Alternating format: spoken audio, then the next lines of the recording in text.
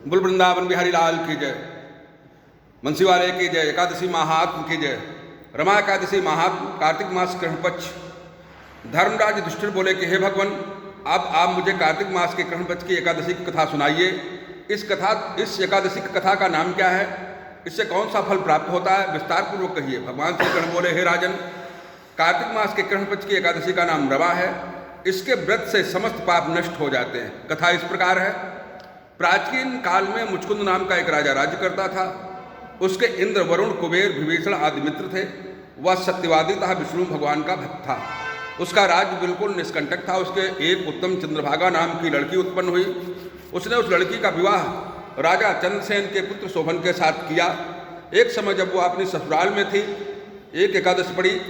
चंद्रभागा सोचने लगी कि अब एकादशी समीप ही आई है, परंतु मेरा पति अत्यंत कमजोर है, इसलिए यह व्रत नहीं कर सकता, परंतु मेरे पिता की कठिन आज्ञा है। जब दशमी आई तब राज्य में ढिंढोरा पिटा, तो उसको सुनकर शोभन अपनी पत्नी के पास गया और बोला कि हे प्रिय, तुम मुझे कुछ उपाय बतलाओ, क्योंकि मैं व्रत करूंगा तो अवश्य ही मेरे प्राण पखेरु उड़ जाएंगे। इस पर चंद्रभागा बोली, हे प्राणनाथ, मेरे पिताजी के राज्य में एकादशी के दिन कोई भी भोजन नहीं कर सकता। यहाँ तक कि हाथी, घोड़ा, ऊँट, पशु आदि भी तृण अन्न जल का ग्रहण नहीं करते हैं, त्याग कर देते हैं। फिर यहाँ मनुष्य कैसे भोजन कर सकता है। यदि आप भोजन करना चाहते हैं तो दूसरे स्थान को चले जाइए, क्योंकि यदि आप इसी स्थान पर रहोगे तो आपको व्रत अवश्य करना पड़ेगा। इस पर शोभन बोला कि हे प्रिय, तुम्हारा कहना बिल्कुल सत्य है। अब मैं व्रत अवश्य करूंगा। भाग्य में जो लिखा है उसको कोई टाल नहीं सकता। ऐसा विचार करके उसने एकादशी का व्रत किया। भूख और प्यास से अत्यंत पीड़ित होने लगा। सूर्य भगवान भी अस्त हो गए और जागरण के लिए रात्रि शोभन को दुख देने वाली थी। दूसरे दिन प्रातः से पूर्व ही शोभन ही संसार सागर से चल बसा। राजा ने उसे मृतक शरीर को दहन कर दिया।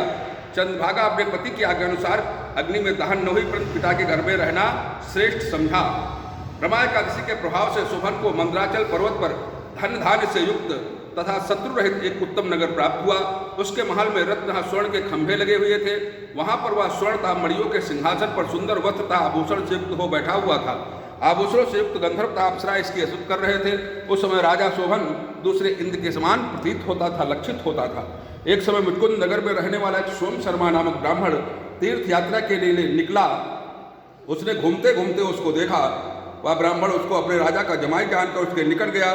राजा शोभन ब्राह्मण को देख आसन से उठ खड़ा हुआ और अपने ससुर तथा स्त्री चंद्रभागा की कुशलता को पूछने लगा। सोम शर्मा ब्राह्मण बोला कि हे राजन, हमारे राजा कुशल पूर्वक है, आपकी पत्नी चंद्रभागा भी कुशल से है।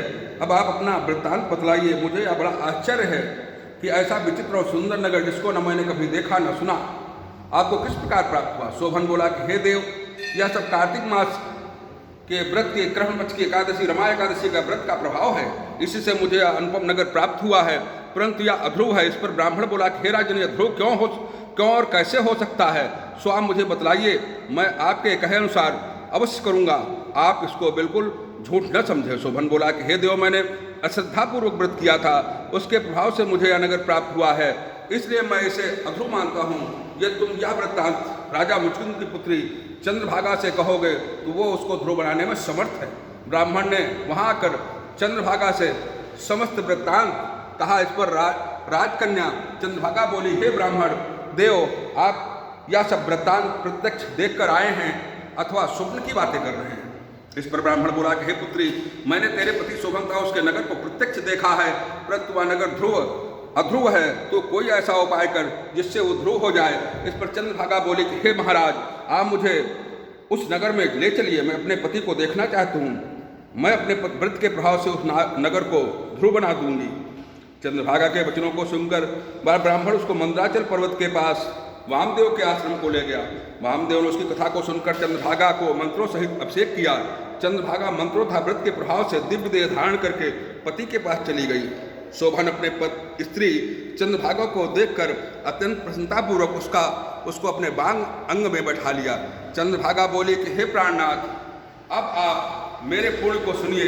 जब मैं अपने पिता के घर में 8 वर्ष की थी, तभी से मैं सविध इस एकादशी का व्रत करने लगी हूँ। उन्हीं व्रतों के प्रभाव से आपका यह नगर ध्रुव हो जाएगा और समस्त कर्मों से युक्त होकर प्रलय के अंत तक रहेगा। चंद्रभागा दिव्य रूप धारण करके तथा दिव्य वस्त्रालंकारों से सजकर अपने पति के साथ आनंद पूर्वक रहने लगी और शोभन उसके साथ आनंद पूर्वक रहने लगा। हे राजन, क्या मैंने रमा एकादशी का महात्म कहा है। जो मनुष्य रमा एकादशी के व्रत को करते हैं उनके समस्त ब्रह्म हत्या आदि के पाप नष्ट हो जाते हैं। जो मनुष्य रमा एकादशी का महात्म सुनते हैं वह अंत समय में विष्णु लोक को जाते हैं। बोल वृंदावन बिहारी लाल की जय। एकादशी महात्म्य की जय। श्रीमन नारायण नारायण नारायण भजमन नारायण नारायण नारायण लक्ष्मी नारायण नारायण नारायण बद्री नारायण नारायण नारायण सत्य नारायण नारायण नारायण। वृंदावन बिहारी लाल की जय। एकादशी महात्म्य की जय।